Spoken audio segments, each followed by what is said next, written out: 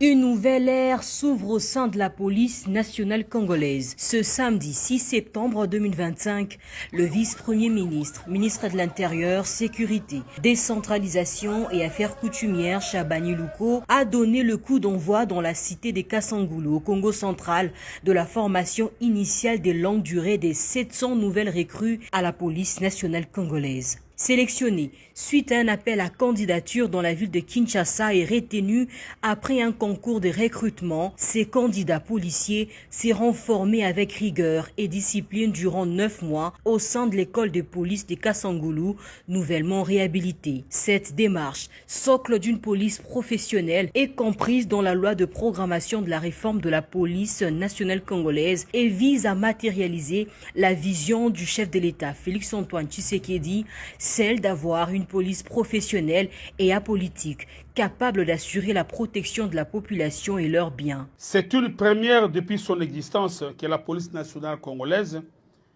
a effectué pour un recrutement à l'admission en son sein par le voie de concours, avec transparence, intégrité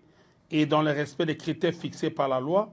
sur le statut du personnel de carrière de la police nationale congolaise, à l'issue d'un appel à candidature, comme je l'ai dit, de recrutement lancé à la jeunesse de Kinshasa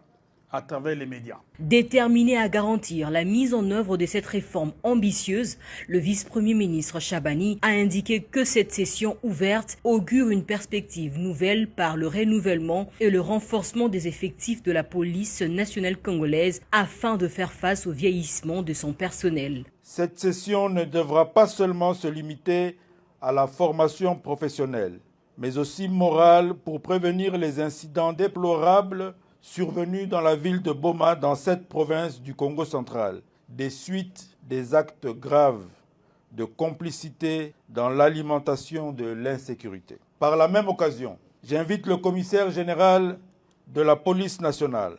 à prendre toutes les dispositions pour assainir la police de tous les éléments véreux qui ternissent l'image du corps auquel ils appartiennent. Au terme de cette cérémonie, le vice-premier ministre, accompagné du gouverneur de province, Grace Bilolo, a effectué une visite d'inspection dans ce centre nouvellement réhabilité sur fonds propres du gouvernement congolais. Du dortoir, hommes et femmes, en passant par les bureaux administratifs, puis le réfectoire et installations sanitaires, le vice-premier ministre s'est imprégné profondément des conditions d'hébergement de ces candidats policiers durant leur formation. À savoir que les policiers issus de cette session, outillés selon le principe de la réforme, seront à la fin de cette formation comptés parmi les 90 000 autres policiers qui devront être formés également au cours des 5 prochaines années en raison des 18 000 par an afin de constituer une police rajeunie exemptée de toute forme d'antivaleur.